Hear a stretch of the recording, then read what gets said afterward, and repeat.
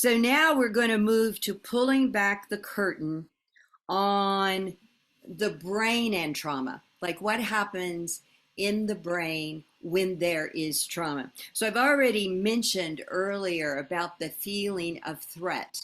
So the primary condition of trauma is to feel threatened, like there's danger at an intense level, like I could die, even when it's psychological. So the part of the brain that determines this fear does not discern between emotional and physical death.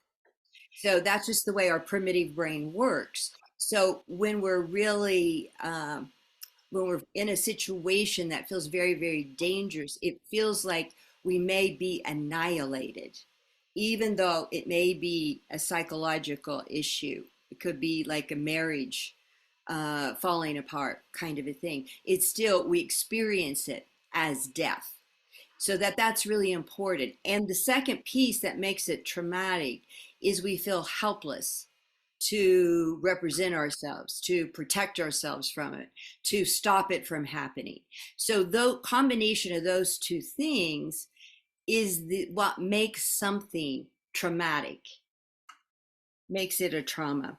And what that looks like in the brain, Bessel van der Kolk, his book was Body Keeps the Score. It's a huge book with a lot of research, but he makes the point that we're dealing particularly with the part of the brain when we're dealing with trauma where images happen. So that part of the brain is the creative feeling part of the brain, and it's nonverbal, which makes it, that's really significant because that means when trauma happens, we aren't feeling capable of expressing it and talking about it and processing it in a verbal way. So that the initial place that trauma happens is in the imagination. And you can hear, like, I remember my daughter was actually in school at BU when the bombing happened at the marathon, the Boston Marathon. And you would hear them talking about, I can't get these images. I keep seeing these images of the people who were missing parts of their body.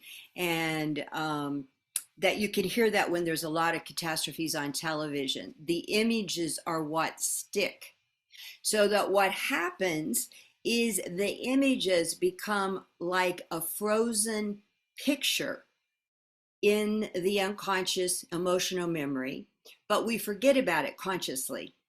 So it's like having the story, a video of our life moving along, and then here's this one traumatic scene or event, or a variety of them maybe, that gets paused or frozen.